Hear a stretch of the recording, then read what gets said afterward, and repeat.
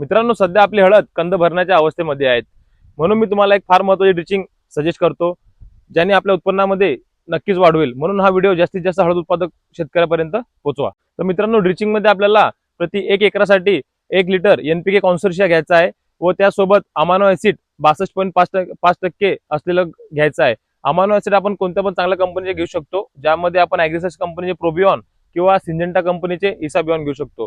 तर मित्रांनो, NPK कॉन्सोर्शिया का बरं घ्यायचा आहे हे बऱ्याच शेतकऱ्यांना माहिती असेल।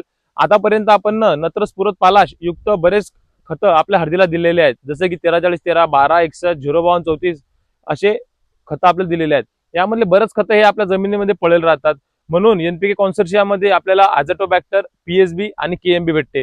हे जे जीवाणू असतात हे आपल्या जमिनीमध्ये जे खतं फिक्स झालेले आहेत त्यांना उपलब्ध करण्यास मदत करते। तर आता बरेच शेतकऱ्यांना विचार असेल की बाबा याच्यासोबत अमायनो ऍसिड का बरं घ्यायचं, याचं कार्य काय? तर मित्रांनो, अमायनो ऍसिड म्हणजे आपल्या बॅक्टेरियाचं प्रोटीन राहते।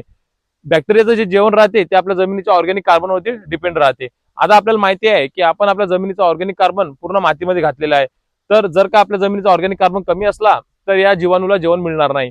तर या जीवाणूचं जेवण म्हणजेच आपलं अमायनो ऍसिड राहत असते।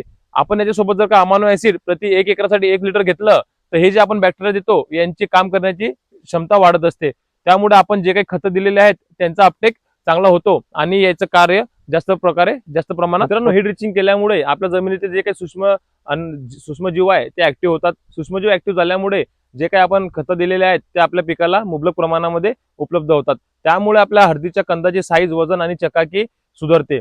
आपण आपल्या हळदीला शेवटची ड्रिचिंग कोणती केली आहे हे मला कमेंटमध्ये नक्की कळवा। धन्यवाद।